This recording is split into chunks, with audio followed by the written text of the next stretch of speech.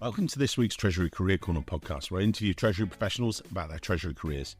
Each and every week, I'll talk to treasurers about how they built their careers, where they are now, where they see both themselves and the Treasury profession going to next.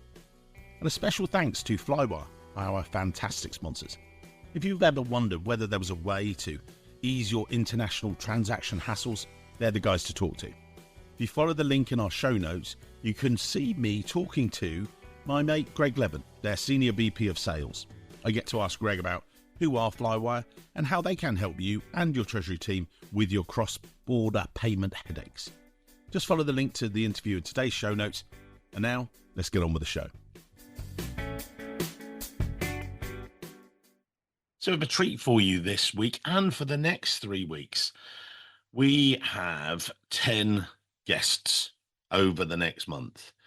We go everywhere from Kyriba Live in Vegas through to Texpo, then back to London, and then the Windy City Summit in Chicago. Each week I ran a live panel and we recorded it. So I've got some amazing guests coming up for you. In today's episode, it's Kyriba Vegas Live. We had Aimee Cullen from Carrier. We have Steve Bullock from Kyriba and Raquel Alvarez Mateos from Kearney. Amazing guests. Enjoy the show. Lots more value coming up.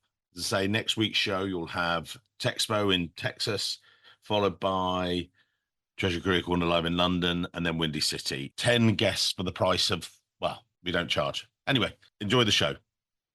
Good afternoon, Las Vegas. Afternoon. We have got a few people. So a couple of ground rules, actually. Now, I'm not going to slam that laptop closed, but you guys have got an hour, or just less than an hour, with these amazing panelists and me, an English recruiter. Can't have everything, I'm sorry. But aside from that, put away your phones. They're still going to be there in an hour. You've got some time to find out about these amazing people and their Treasury careers. What gives me the right to ask them? So I'm a Treasury recruiter, have been for 25 years. And basically, I talk to treasurers like this each and every week. Talk to them about their Treasury careers, how they develop them, and that's what this session is about. I run the Treasury recruitment company, so if ever you're looking for a role, looking to recruit, then you give us a call. That's not a sales pitch. That again is why I've been invited up here. So, that's my team. Yeah, they've not got quite such big heads. They look better. And then I do a podcast.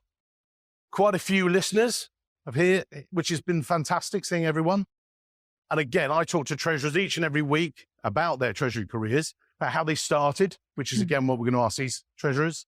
Then we're going to go through how they developed their careers, where they are now, and some of the future issues they see coming up with Treasury. So, I'm going to usually pull this up a bit more. Who else have I had on the podcast? We've got some of them there. Jim Cates recently, Sam Palotta, treasurer of Porsche. It's a really good listen. But enough from me. The structure of this afternoon's session is going to be each of these guys is going to introduce themselves to you. They're going to tell you how they've developed their careers. Then we'll get a bit later on, we'll do Q&A. We're not going to run over time because you saw that earlier. But then we'll do some takeaways. So first of all, I pass to the lovely Aimee Cullen. And there you go. Aimee, over to you. Okay.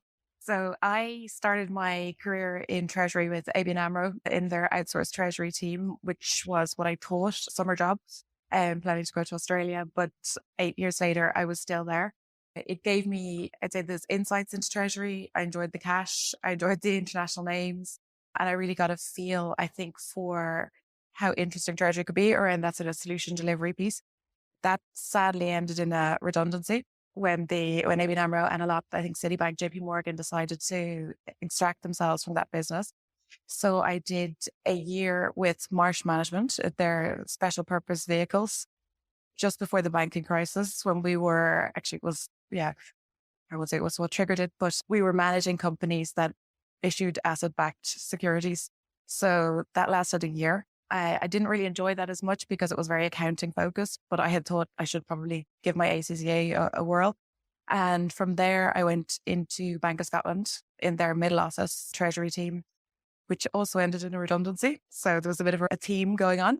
And from I'd say 2011, I joined Johnson. So that was my first jump into the corporate treasury world, which I loved. And I had great opportunities there to work in various different teams and in different countries. So my first day in the office was actually in Dublin Airport and went over to Belgium for 3 days. Had a great time there, going back and forth. Eventually lived there for about a year. From there, I went to Brazil because that was the next opportunity for promotion. So to become a treasury manager, that was the next opening.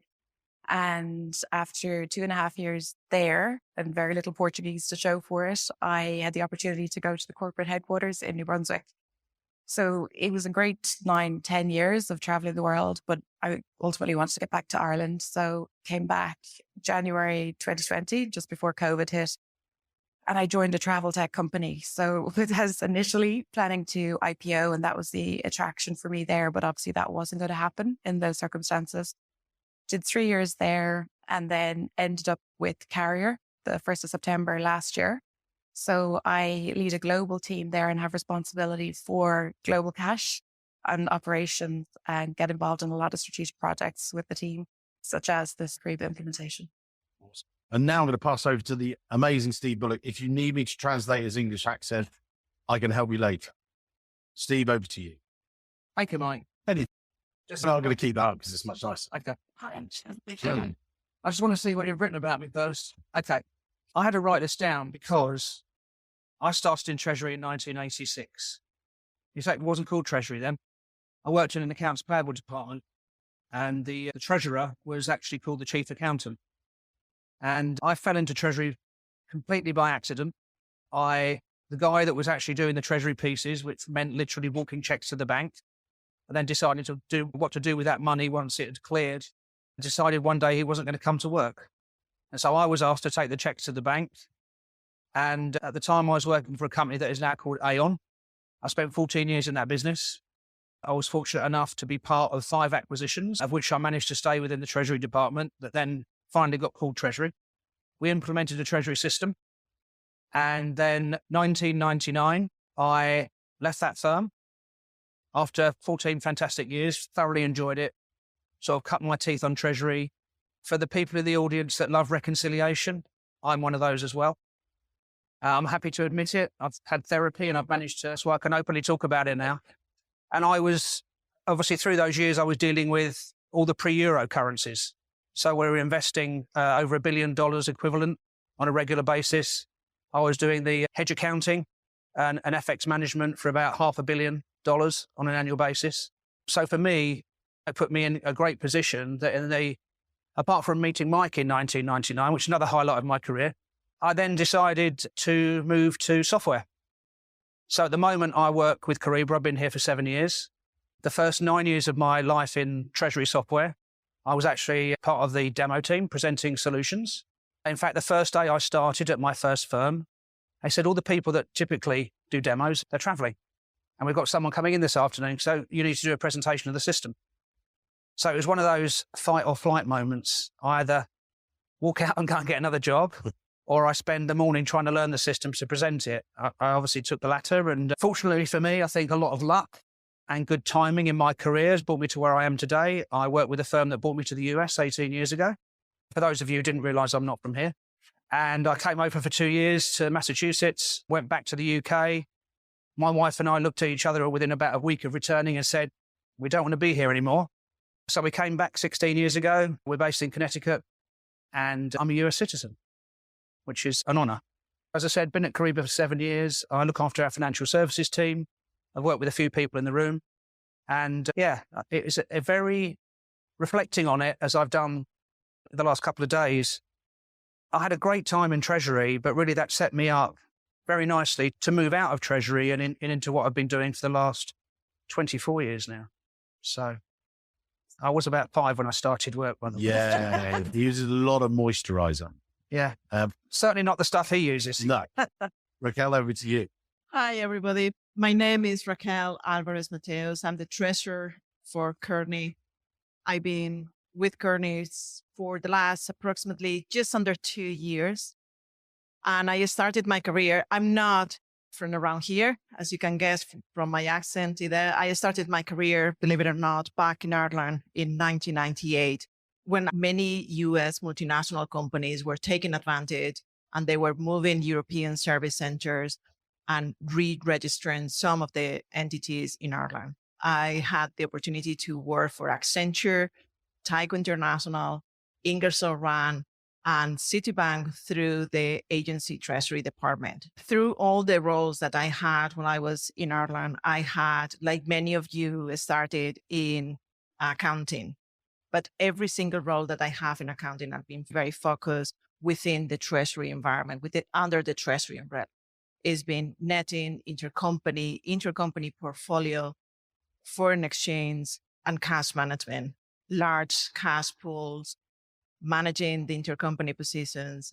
And I think one of my I'm going to call it breakthrough in my career was my last job in Ireland when I had the opportunity to work for Tyco International. I was supporting the European treasurer to break up the company, a very large conglomerate company in 3 different companies. My role was analyzing the workflows for those bank accounts to be able to set up the structure of the new 3 entities that we were going to be creating in the upcoming months. It was, for me, what it was the breakthrough was working for this person because his high level of integrity, his high level of dedication, and his drive, but his passion for treasury. It was transmitted on his work and the quality of work that he wanted from his team. From Ireland, I moved to New York, to Manhattan, and I had the opportunity to work with KPMG in the advisory treasury department. And with KPMG, I had the opportunity to find out advisory is not for me, but I decided to reach out to my network, and through Tyco International, I had the opportunity to move to Switzerland as a cash manager for one of the split companies that we have for Tyco International. It was a great opportunity to, one, learn the experiences of living in a country where you don't speak the language and they don't really want to speak the language. I stayed in Switzerland for almost 6 years, and I had the opportunity also to work with Zurich Financial Services. I worked with them for 8 months, solidly focused on implementing a forecasting tool globally and helping them with developing and improving their forecast accuracy. At that point, my contract with them was over. I moved to what it was at that time, Alvarez, what is an aluminum company, and I was the deputy of the European treasurer. We were responsible for the forecast, bank relationships, and very much really focusing on forecast improvement. After 2 kids, we realized, my husband and I, that we wanted to be close to family. With my husband being a US citizen, we decided to move to Columbus, Ohio. After living in New York, Dublin, Zurich, it's a great country. It's a great place to be close to the family. I took a break of 8 months while we were funding a daycare, and it gave me the opportunity to really recharge my batteries and start working for Hexion International. Hexion is a multinational chemical company. I ended up staying there for 7 years. Through that time in Hexion, we implemented a money market investment program. We went through 3 divestitures, 1 TMS implementation, 2 ERP upgrades. In 2021, I was lucky enough to be part of the spin-off for a newly created chemical company, which is called Bakelite Synthetics. It gave me the opportunity to have a very different role, a very global role. And in 18 months we were able to implement a new global relationship with a new bank in 8 different countries, with host to host, managing our new ERP system. And in 2022, I was approached by someone in my network, and they said, hey, we have this opportunity in Kearney. They're looking to modernize the Treasury Department. And I was like, what's modernize the Treasury Department? Pretty much my responsibility with Kearney is not only automate all the treasury processes, review all the treasury processes, but also it's a huge management change that we are taking place right now. It's been a big change in my career when it comes into the responsibility. I think that there is two very different parts between the automation and the management change. It really creates an opportunity for a very strong collaborations internally and really a steep learning curve of how to manage those, I'm going to call it unwritten rules that you may have in every single company, which sometimes with a position like mine, working from home, it can be a very difficult. It can be the traveling to your headquarters more often than you perhaps anticipated. So I'll start with Aimee. We're going to talk now a little bit. A lot of these guys here, you're getting your CTP credits for coming here. Well done. That's fantastic. But I wanted to ask each panel member the role that education, you got CTP qualified, you've got everything else here. Going to Aimee, then across to Steve, and then across to Raquel. What part has qualifications or education played for you with your career? I did my ACCA, so an accounting qualification, because I thought I should. Never wanted to be an accountant. After the banking crisis, I think it helps because Treasury as a governance function, there's a lot of responsibility with the role. It opened a lot of doors for me. It helps me connect probably with business partners. You can speak the language if you like, but I think that's as far as it goes. If I was hiring somebody, I don't necessarily look for Treasury qualifications. I think they're brilliant, and I've done some of the ACT certificates and diploma, but I really think it's going back to those 3 E's, like the experience and working in projects, for example, like a TMS implementation or bank implementation, or even insourcing. An acquired company gives you a lot more insight into companies, how they need to work, what you need to be worried about, how you plug everything in. So I think that sort of practical experience is sometimes a lot more valuable than getting the qualification. So I left school when I was 18. Quite seriously, I got on the train one day. I went to London, because back then you could do this. I went to a job agency. I told them what I was looking for. And within 48 hours, I had a job. And as I said earlier, I've had a lot of luck and fortune in my career. I've been at the right place at the right time when the firm I was working for went through multiple acquisitions. Because I understood that business quite well, I was able to ride through those changes. And that obviously put me on a strong path of knowledge with Treasury to allow me to transition to the software side of the house. And I've worked for firms here that at their time were really strong products. I worked for a company called Integrity, which the product's still around. It's under another vendor now, but at that time it was a standalone company. And at that point in time, 2000 to 2003, it was the Treasury system that everyone was looking for. Frankly, with leaving school at 18, I didn't follow any Treasury exams per se.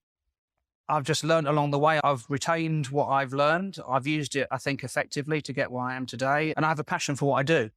So I think that really helps you want to go out and help people, advise people, and tell them what you've learned over your time. And yeah, I think obviously my experiences may be a bit different to other people. Yeah. Raquel, you've got your CTP qualified and things, and these people in the room are studying that. What about you?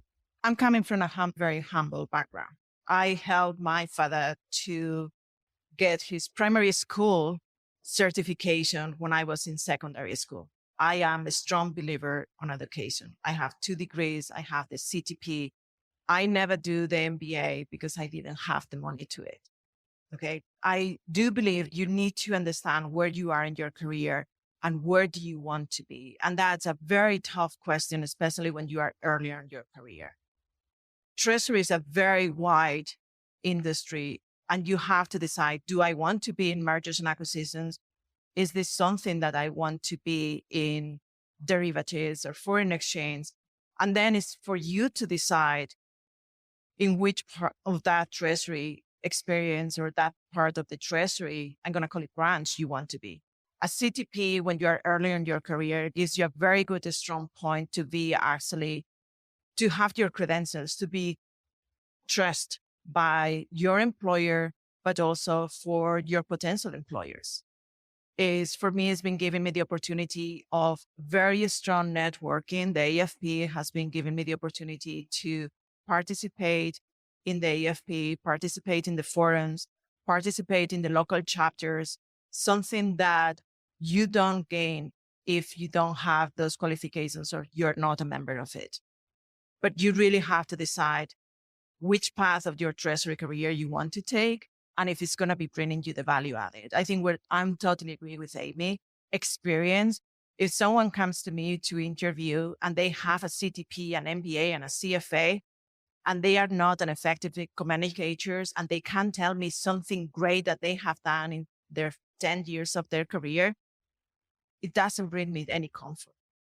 It's the experience, that capability to be humble and to be learning and to be able to prove yourself that you can continue that development, even when things that might not be working in your direction.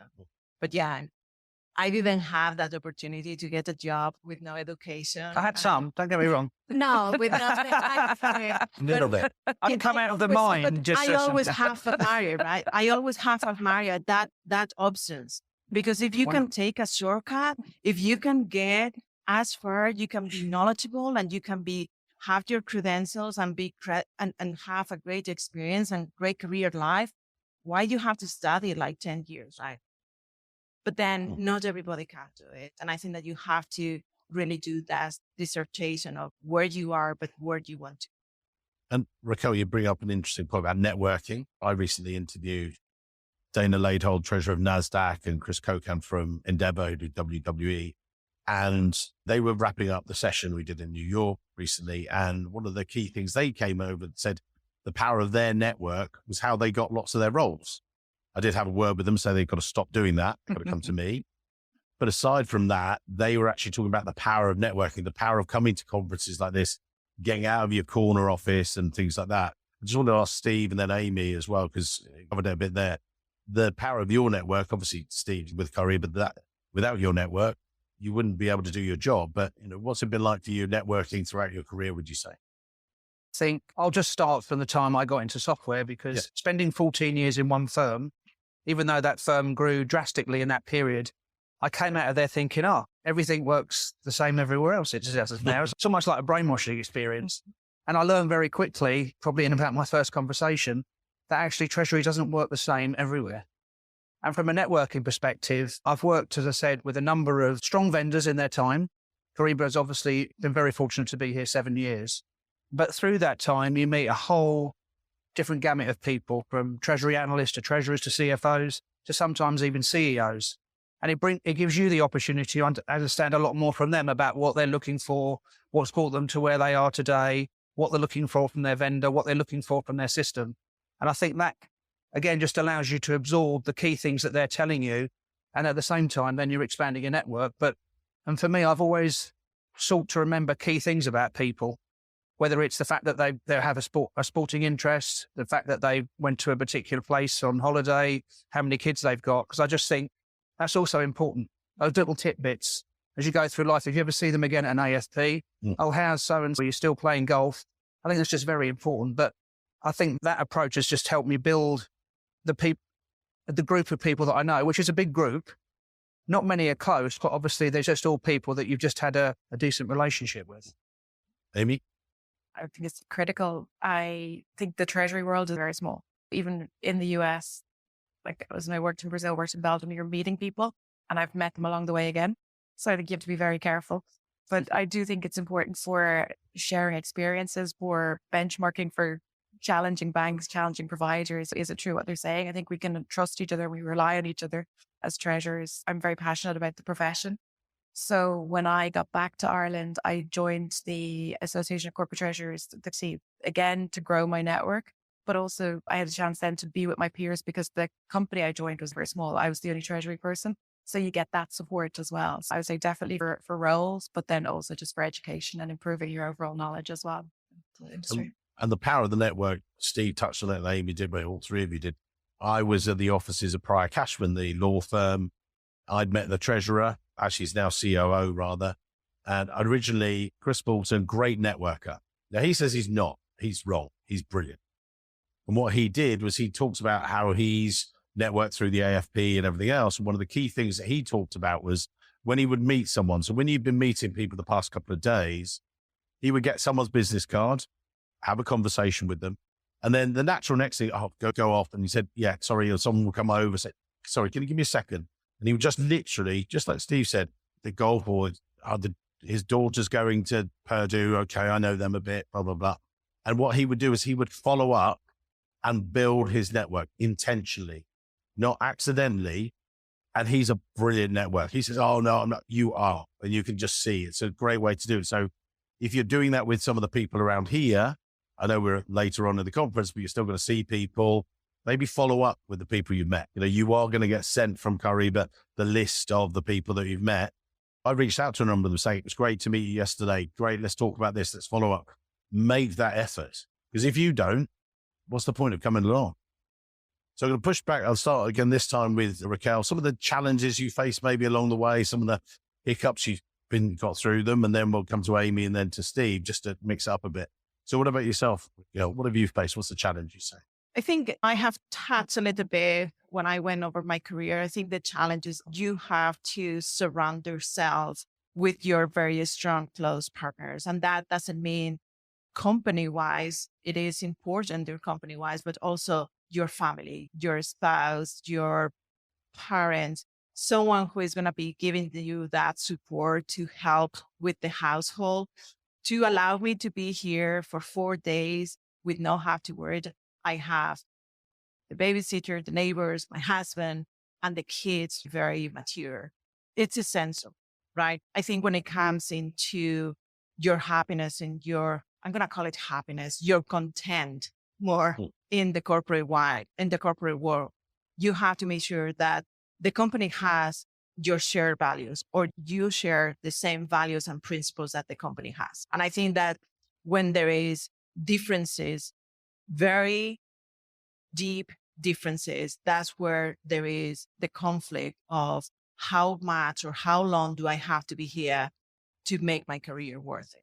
I think that when you look into your, I'm going to say your work-life balance, you have to look into your, like a table with 4 pillars. You look into your company, you look into your family and your network, you look into yourself. And if anything falls apart, any of those areas falls apart, you're going to be limping, right? And you can only do it for a very short period of time. And I think how you overcome is literally decided what needs to be a priority, what's truly important for you, and what area you're not willing to compromise. And I think that will give you the opportunity to say, yes, that's how you're. Aimee? Mm-hmm. I would say, Raquel and I did have some conversations about this. You can meet some interesting personalities along the road where you might necessarily be aligned. We're not just talking about Steve here. We're talking about other people. We're talking about you He's as like well. a positive, Yeah. But where you're not necessarily aligned, or where you interview for a role and you take on a role and it's not turning out the way you thought it might, you're not getting the development or the opportunity to implement what you know. So I would see that one of the challenges I had, and I suppose the decisions around leaving Johnson, was because I was in that holding pattern. So you want to progress your career, and I'd done the international rotations, but a lot of people had also done it. And I think what we find in Treasury, it's getting a little bit better. People will typically stay in a role for maybe 20, 30 years. So you just have to take that decision. Are you going to stay or are you going to go? So I think for me, the challenge is then try and turn them into decision points, right? Just assimilate what's happening.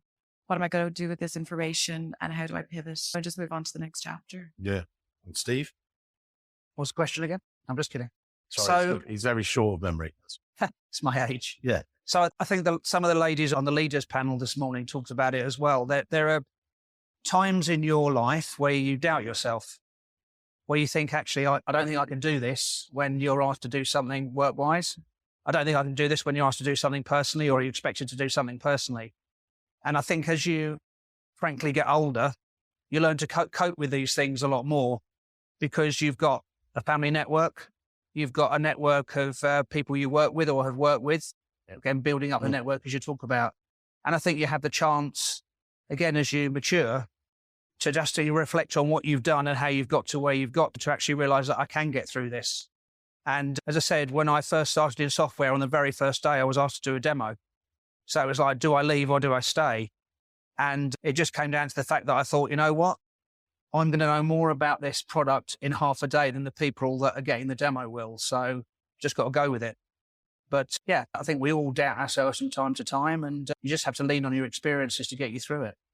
I think, and I talked to Emma earlier, I talked to Aimee in particular about it.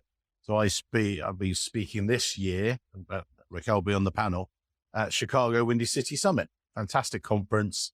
In my 14th year of going there. We're about 3 or 4 years ago, stepped out one of the sessions, we were halfway through, and I was trying to get people, just like Steve said there about that fight or flight, and you guys in the audience might experience it sometimes. You might get invited to be on a panel. And the answer is yes. Not, oh, think about it, maybe. Get on that panel. Get out of your own way. Get out of your, because, and I stood there in front of this audience in Chicago, and I said, guys, the funny thing is I hate public speaking. And they're like, oh, yeah. I said, no, I don't enjoy it. I said, why would I decide to stand in front of essentially a group of strangers, talk through LinkedIn, talk through this? The reason was because the only way I was going to expand my network, grow my business, was to get out of my own way. And now, 14 years later, I'll be speaking again, this time at AFP for the 4th year in a row. I don't know why they keep inviting me to show up. That's free boost. But joking aside, you actually get there and you, just like these guys have done, is just go for it. What's the worst that can happen? It's going through that. Now, I don't want to run out of time. We're going to go to Q&A in about another 5 minutes, but other areas, I don't know whether motivation or workplace, which do you guys prefer? Motivation. Okay, we're doing motivation then. Steve, motivation. How do you keep yourself motivated? And if you were, say, your younger self, which is a long time ago. Yeah, I vaguely remember it. I know. But for this audience as well, how do they keep themselves motivated? What advice are you going to give? Treasury professional. I think the advice I'd give, and it may sound quite straightforward and simplistic, is you have to enjoy what you do to stay motivated. You have to have a genuine interest, whether it is seriously doing reconciliations and finding the errors. You just have to have that hook into it, that you really want to stay involved, that you getting out of bed in the morning is something you want to do because you want to, in my case, get on that plane as I did this week to come here, leaving home at 3:15 on Monday morning, because I wanted the chance to come here. I wanted the chance to experience Kariba Live again, get to meet customers, get to meet prospects, get to network. And that, I've never lost that over the years, I don't believe. And that's really just what kept me going. Raquel? You have to be happy. I'm Spanish. I believe that work is part of your life. You don't live to work, and it's essential. You have to get up from the morning and you have to have that motivation. Many of the changes that I have done in my career has been because I wanted that excitement, that new opportunity, being uncomfortable and learning new things. Exactly the same reason why I took my role 2 years ago. I wanted a challenge. I didn't want to deal with supply chain with a ship from Netherlands to South Africa. I didn't want to deal with anything like that. I wanted to deal with something that is going to be bringing me some really big, strong learnings in my career at this stage of my career, but it's also going to be bringing a lot of value added to a company. It is important that when you close the computer at home in the evening, you're saying, I have accomplished something. I have learned something. If you get to the point where there is one day or 1 week when you close the computer and you haven't learned anything, just call mine. Think twice about your career, because that means that you are in a little bit of a spiral situation where you might not be really developing yourself. But the question will be, are you developing yourself or are you being compartmental on that position? And it's you who is in charge, fully in charge of your career. It's not the CFO who puts the objectives at the beginning of the year and then you have the midterm reviews and so forth. It really is you, where you want to be, but how you want to get there. Yep. I'd say if you have any inclination at all to do something, just go for it. Because there's obviously some little voice in there that's saying that maybe you should give it a try. And I think the worst thing that can happen is you just pivot back to where you were or go a different path. So I think owning your own path and development as well and just asking for what you want. It can sometimes be difficult, right? You don't want to seem too needy or people like that sort of imposter piece. I mightn't be able to do this, but just ask. That's it. We're going to come out to the audience in a minute for some questions, just to wrap up this bit before we go to Q&A, and then we're going to do some takeaways for everyone because I don't want to run to time. The world has changed, a world of work, hybrid, working from home. We've got to ask it. didn't need to spend too long on it. Some of the sessions I've done before, you spend 15, 20 minutes. Now we're getting used to it. It's a new way of working. I'll go from Aimee, then across Steve, and then Raquel. And what I was going to ask is, what was it before, now, and how do you then manage that teams or however they're structured, sort of thing? So Aimee first. I would say when I joined J&J, I was traveling a lot. It was like a commuter role nearly. So you could say it was hybrid already because you're dialing into certain calls. At the moment, we are hybrid. So we can do a couple of days in the office, a couple of days at home. But for Carrier, my current role, we're actually building out a new team. It's a new Treasury Centre in Dublin. So there's a great energy in the team, which is fantastic, but we're coming into the office a lot more and we're learning from each other and getting to know each other, which I think is important as well. But for me, because I have a global team, I have to make it work remotely. It's just fitting your structure to what you're trying to achieve, I would say. Steve, for you? Yeah, I joined Career, as I said, 7 years ago, and I've always worked remotely. Obviously, there's times when you go to the offices, there's times when you travel, there's times when you meet your colleagues, and all of my team work from home as well. If you told me 8 years ago that I'd be working from home, I would have thought, no, you have to be in the office to network, to meet people, to interact, to get things done. And I think definitely, certainly with COVID, obviously everyone was pushed into that environment as well. But as long as I maintain contact with people, and again, from a socializing perspective, you understand what they're up to and what's going on in their private lives, as well as the work side, so you keep it human. I think the whole remote piece works well. And I think as what many people have done, certainly since the pandemic, is make sure you have a dedicated space if you are working. So it sounds a bit weird, but I live in the basement from about 8 till 6 every day. I sometimes come up for air. I don't even know if it's sunny or raining because I don't have any natural light, but that's where I work best. Yeah. If I come upstairs in the kitchen and my wife's out and I'm standing at the kitchen table trying to work, I'm distracted. It doesn't work. Yeah. Raquel? Yeah, I personally love working from home. It's given me the opportunity to have breakfast with my kids every morning. The time that I moved here to the States for over 7 years, I can count with pretty much very low numbers the number of days that I had breakfast with my kids because I had 1.5 hour commute every day. I cannot put price on having breakfast with them, having that conversation, that 5 minutes, 10 minutes conversation, and say goodbye and have a good day and give them a kiss. Yep. I have a global position. I don't expect any of my team members to go to the office. I have one in Chicago, one in upstate New York with 3 kids under 5, and the other one in London. I personally don't care where they work. I just want the work. I want people to be productive, to drive their careers because their success is based on my success. I think that you have to understand also where you are in your career, what the company is asking you for it, right? If you are very early in your career, those connections, I call it the ice cooler or water cooler conversations in the office might be really productive to people to know who you are. When you have different perspective, when you are at different stage in your career, when you've been longer in that company where everybody knows you, you might don't have to be there, but it has to be working for every single period and for every single team member. Okay. Have we got any burning questions or we can ask them afterwards? You can in particular. Yep. Wait a second. There you go. We want to run to time, so talk quick. All right. So, hi, fellow basement dweller here. That sun lamp, you should try it. I do have it's called a happy lamp. Yeah, I got that. Yeah. So coming to this conference and meeting other people in other types of treasury organizations, I'm learning a lot about how other teams are run, whereas my team is very narrow cash management focus. How would you recommend someone who's early in their treasury career to get exposure to other elements of treasury that you might not have the opportunity to in your role? Who's going to go? Raquel, you go first. Yeah, sorry, I'll get it. There you go. I think if that is part of your team, it's really you drive that exposure.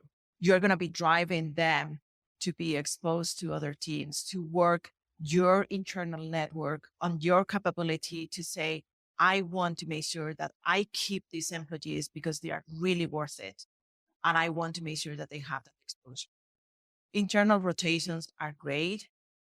But what I want to ask you is that and it's a rhetorical question, does your team members want to have that exposure to? It's important, right? You don't want to, the more exposure they have, the better. You can bring the horse to the water, but you can't force them to drink. And I think that you have to do that because everybody is in different stages in career.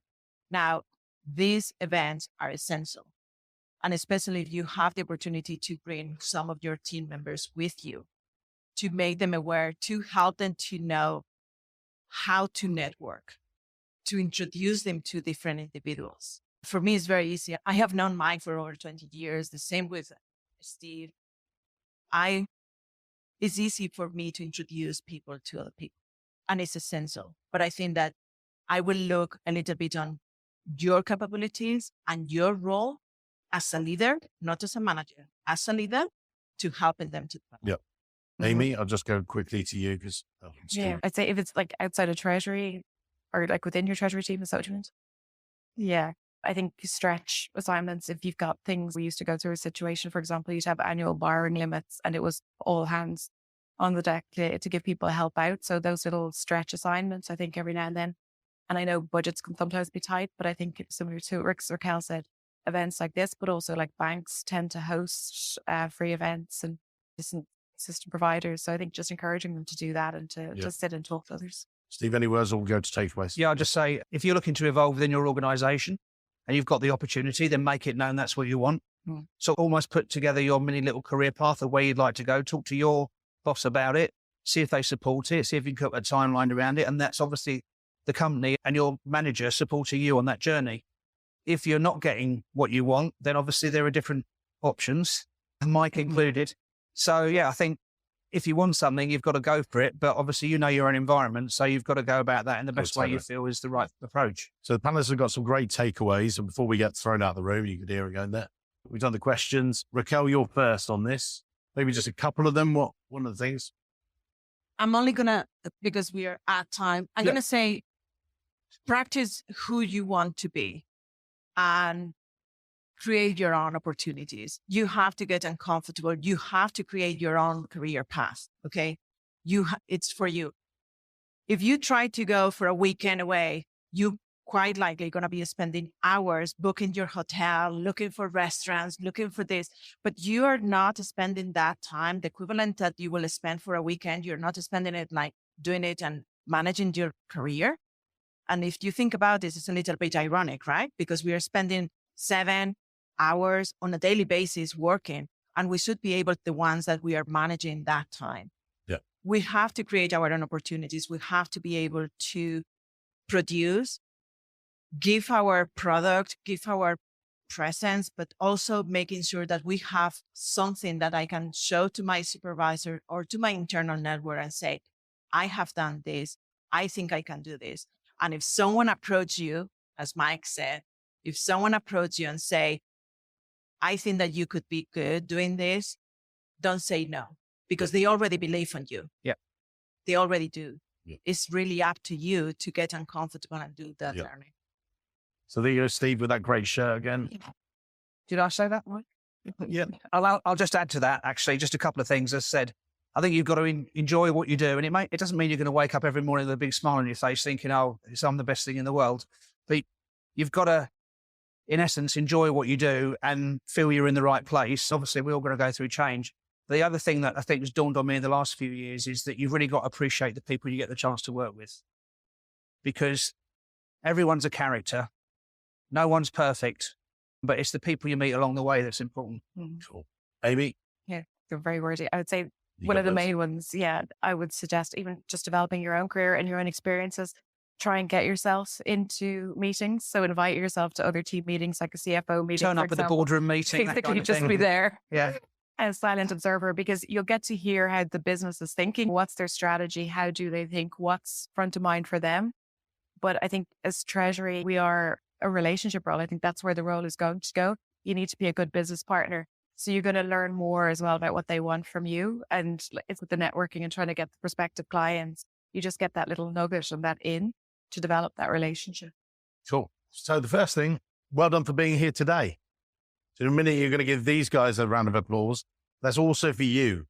It's so much easier just to say, I'll just catch up with the videos. get my credits and everything else. You've actually made the effort to come here. I know it's Vegas. There are other tables out there, but your risk management skills, we'll look at those. We talked about connection, talked about taking notes, but follow up with everyone. Why don't you've got all these? We will be having these unavailable for people, but this is about, this is where it starts, not where it finishes. You just get on the plane tonight, go home, just, oh, thank goodness that's over. Then it's your waste.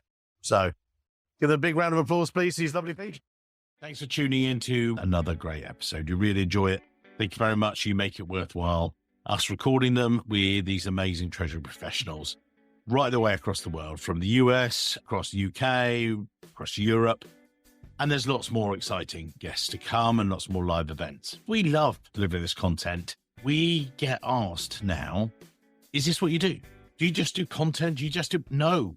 The reason we do the content is to get to know you guys, to give you back the tips for success, if you like. But we're here to help you hire someone. If you need to recruit, call us, because at our heart, we are a Treasury recruitment company. That's how we pay the bills. That's how we pay for the podcast. And that's what we're passionate about. We hear from you at events and things. Can we also help you find your next great role? Can we help you hire? The answer is yes. That's exactly what we do. Yes, we do our Treasury Salary Survey at treasurysalary.com. That helps us know exactly how to benchmark not only your salary, but also when you're looking to hire, we know exactly what the market is paying wherever you might be, whether it's the US, UK, or Europe. We want to make sure that we are the best informed, that we're not just finger in the air. We always know. If you want to hire the best in Treasury, don't hesitate to contact us. Go onto the website, treasuryrecruitment.com, or for the US, you can contact Joe Grabowski. Europe, contact the lovely Katie. For more senior roles and roles across the UK, reach out and contact me, or drop any of us an email, joe@treasuryrecruitment.com, katie@treasuryrecruitment.com, or mike@treasuryrecruitment.com. Let us help you make the hiring process as amazingly seamless and easy as our podcasts are to listen to. Thanks for your amazing support, and looking forward to seeing you at either an event or a conference very soon, or just give me a call. Let's help you find the next role or recruit the next Treasury professional. All right. Until next week. Many thanks.